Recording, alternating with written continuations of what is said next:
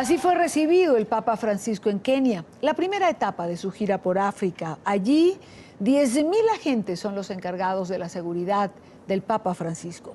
Uganda será el próximo destino, donde Estados Unidos y Reino Unido han lanzado este año 2 alertas por posibles atentados del grupo terrorista Al-Shabaab.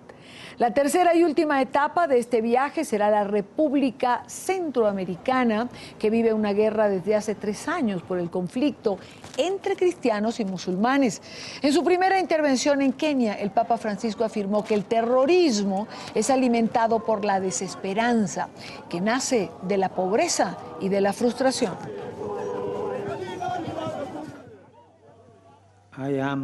Quiero agradecerles por su calurosa acogida en esta, mi primera visita a África. La violencia, los conflictos y el terrorismo incrementan la desconfianza y la desesperación y pobreza. De forma última, la lucha contra estos enemigos de la paz y de prosperidad debe ser llevada a cabo por hombres y mujeres que de forma valiente creen y son testigos del gran espíritu de los valores políticos que inspiraron el nacimiento de la nación. Los organismos de seguridad de las 3 naciones africanas que visitará el Papa están concentrados en el desplazamiento que hará el Sumo Pontífice. Francisco decidió no acatar advertencias ni recomendaciones y viajar a un continente que vive una intensa ola de violencia, causada en gran medida por diferencias religiosas. Es un viaje riesgoso. Antes de partir hacia África, el pontífice fue informado sobre los peligros de visitar el continente. Francisco, sin embargo, decidió apostarle al diálogo interreligioso en países de intensa convulsión. Su visita se da en medio de la tensión mundial por los recientes ataques terroristas perpetrados por yihadistas. Uno de los más recientes, el registrado en Francia el pasado 13 de noviembre. Malí y Túnez han sido otros de los objetivos de los extremistas. Yo creo que el Papa muestra que no solamente puede primar el principio de seguridad, sino que la convivencia también necesita desarrollarse por los canales culturales, canales religiosos, canales políticos. Kenia, donde permanecerá hasta el viernes, se blindó para recibirlo. Unos 10.000 agentes de seguridad están desplegados para garantizar su tranquilidad. El pontífice se paseará en un papamóvil que no es blindado y, como ya es costumbre, estará cerca a los creyentes. Analistas catalogan la visita como su mejor encíclica de respuesta a la violencia. Kenia. La primera estación del Papa Francisco es Nairobi. En Kenia fue recibido por el presidente Uhuru Kenyatta, quien hasta finales del año pasado estuvo acusado en la Corte Penal Internacional como responsable de la ola de violencia ocurrida tras las elecciones de 2007. Desde hace 5 años el país se encuentra en permanente estado de alerta por la amenaza del grupo Al-Shabaab. En septiembre de 2013, el grupo alcanzó el reconocimiento internacional al asesinar a 67 personas durante un asedio de 4 días en un centro comercial. Los yihadistas somalíes también se atribuyeron este año la masacre en la Universidad de Garissa, que dejó 140 muertes, y han prometido más, mientras el gobierno de Kenia mantenga sus tropas en Somalia. Uganda. El Papa también desafiará la amenaza yihadista en este país. Desde 2007, Uganda tiene a más de 6.000 soldados desplegados en Somalia. En respuesta, Al-Shabaab asesinó a 79 personas en un restaurante durante la final del Mundial de Fútbol de 2010. El pontífice además tiene otra misión en Uganda: mediar ante la iglesia local y el gobierno por las agresiones contra los homosexuales y que se retire un proyecto con el que se les sentenciaría a cadena perpetua. República Centroafricana. La etapa más peligrosa de este viaje será la última. República Centroafricana mantiene un conflicto étnico-religioso entre cristianos y musulmanes. El Vaticano se planteó suspender esta escala por el recrudecimiento de la violencia durante las últimas semanas, pero finalmente el Papa Francisco confirmó que viajaría como símbolo de mediación en el conflicto. Durante su estancia en la capital, se tiene previsto que el pontífice visite la Gran Mezquita. En esta parte del programa quiero saludar a Layo Sazdi, él es experto en relaciones internacionales y en asuntos de defensa, profesor de la Universidad Interamericana de Puerto Rico. Señor Sazdi, bienvenido al programa, gracias por acompañarnos, buena tarde. Muy buenas tardes a todos en Estados Unidos, Hispanoamérica y Brasil. Señor Sazdi, ¿puede toda esta violencia que hemos visto en África alcanzar al Papa Francisco, a los feligreses que puedan... la comunicación? ¿No me escucha? Ok, vamos a retomar la comunicación con Layo Sazdi para comprender un poco más los riesgos que implican esta visita del Papa Francisco al África, que como decíamos al comienzo, ha sido catalogada como una de las visitas más complicadas dentro de lo que ha sido el pontificado del Papa Francisco. Y sobre todo porque pues el Papa es un hombre que suele romper el protocolo. El Papa es un hombre cercano, es un hombre que le gusta detener el papamóvil, bajarse, tocar a la gente, levantar un niño, tener un gesto cercano con aquellos que se acercan o que quieren acercarse a él, y esto es lo que para los especialistas puede complicar un poco las cosas. El Papa Francisco no ha querido, se ha negado a usar chalecos antibalas cuando va en el papamóvil, que ha sido otra de las recomendaciones. Tenemos de nuevo al señor Sazdi y le preguntaba, ¿puede toda esta violencia que se vive en África alcanzar esta visita papal, alcanzar a los feligreses en alguno de los actos o misas que, como sabemos, siempre congregan a miles y miles de personas?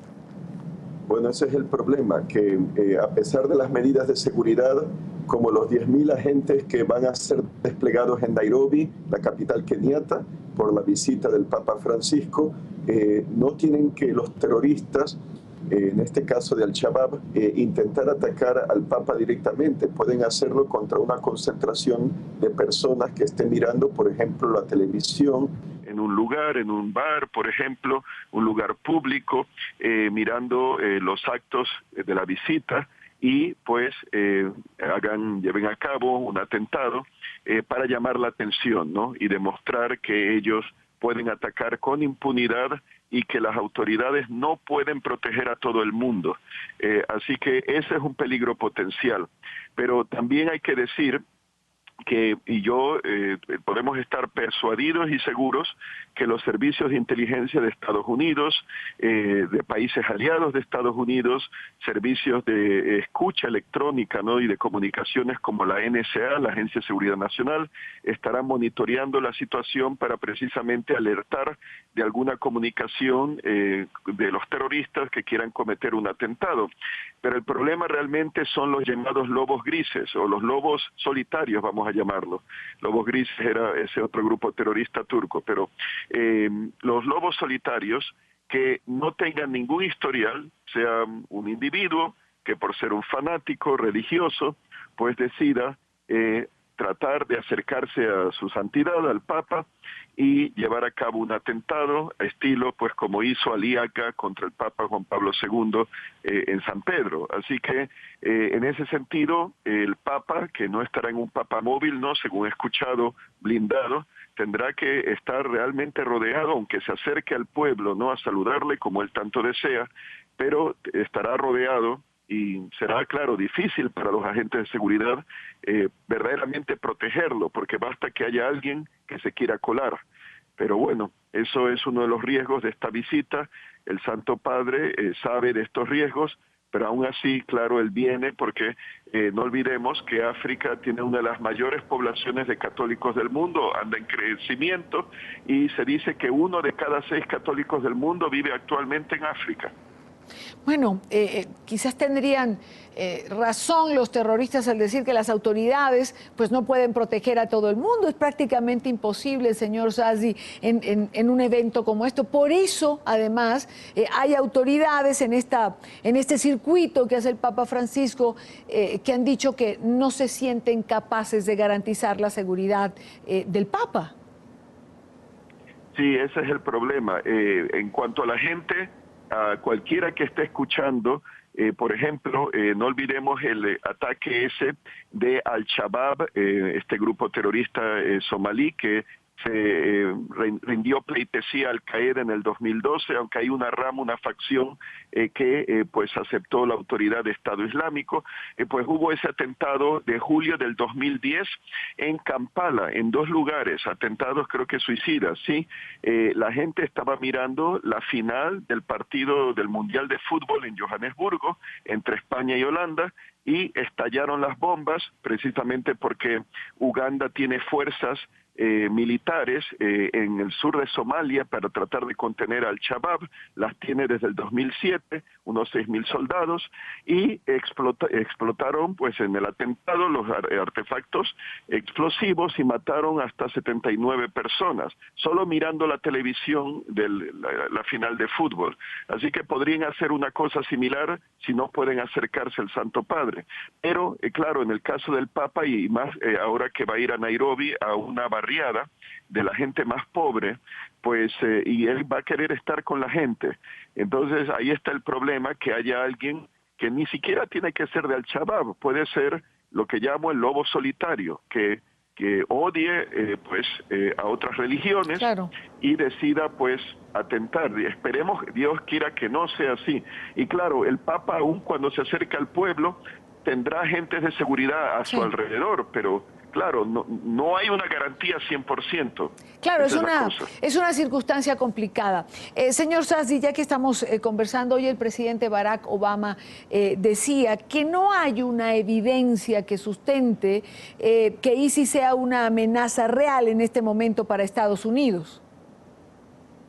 Bueno, el problema es que si bien Estado Islámico no sea una amenaza directa en cuanto, como lo fue Al-Qaeda, de secuestrar unos aviones en Estados Unidos y estrellarlos, como pasó el 11 de septiembre del 2001, pero el mero hecho de que desestabilizan países que al desestabilizarse pues son un foco de estos grupos terroristas como Estado Islámico, eso a la larga afecta a los intereses de Estados Unidos. Estados Unidos, un interés nacional es que haya seguridad, no haya desestabilización y sobre todo pues que un país no se convierta en un foco de infección del yihadismo, en particular tan violento como es el de Estado Islámico. Me refiero al yihadismo islamista sunita, que es el que domina el escenario, en este caso de grupos terroristas.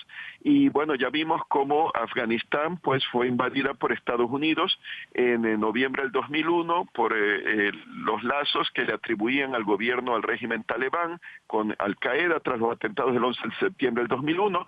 El problema del islamismo, el yihadismo, no se ha resuelto a pesar de haber tropas allí ocupando de la OTAN, ¿no?, Estados Unidos, y Afganistán es un foco de terrorismo. Ese foco de terrorismo se ha extendido a Pakistán, que es aliado de Estados Unidos. No olvidemos aquel individuo pakistaní, nacionalizado norteamericano, estudiante que había sido en Estados Unidos, que quiso llevar a cabo un atentado con bomba en la Plaza Times Square de Nueva York. Felizmente no pudo hacerlo, no estalló la bomba, pero había logrado estacionar el vehículo, coche bomba, en la Plaza Times Square. Entonces, ahí vemos cómo esos focos de terrorismo pueden a la larga afectar a Estados Unidos, y aunque no logren desplomar a Estados Unidos, pero bueno, el mero hecho de que atenten contra los ciudadanos ya es un fracaso de la seguridad en ese punto, aunque no puedan derrotar a Estados Unidos como de hablar de una potencia, ¿no? Un país contra otro país. Y ahí está Siria, que es un foco de terrorismo ahora, según la inteligencia rusa. Hay 80.000 voluntarios, combatientes de Estado Islámico entre Siria e Irak, Estado Islámico controla 50% de Siria, aunque una buena parte sea desierto, y de esos 80.000, 50.000 están en Siria, o los otros 30.000 en Irak, controlan 40% Irak, tienen acceso a fuentes de petróleo que exportan, o sea, realmente, aunque no sea una amenaza Estado Islámico directa, a Estados Unidos, pero indirecta lo es al causar inestabilidad en el Cercano Oriente y en Europa, porque no olvidemos que el flujo de los refugiados sirios en gran medida se debe a ese conflicto interno que también es un factor decisivo, el terrorismo de Estado Islámico. Y claro, pues ya ven cómo está desestabilizando, puede hacerlo políticamente a Europa, como los cierres de frontera entre países europeos, eso va en contra del acuerdo de Schengen, en contra del proceso de unidad de la Unión Europea. Sí. La misma canciller alemana Angela Merkel puede perder el poder, ella que es una aliada de Estados Unidos estrecha por ese asunto, sí. Los atentados en París, o sea que indirectamente Estado Islámico es una amenaza a Estados Unidos. De momento no será directa, pero ya con lo que es indirecta, claro, ciertamente que le hace daño a los intereses nacionales de Estados Unidos. Quiero darle las gracias, como siempre, a Layo Sasi por acompañarnos, experto en relaciones internacionales y en asuntos de defensa. Gracias, profesor, por estar con nosotros. Siempre un placer. Muy buenas tardes a todos.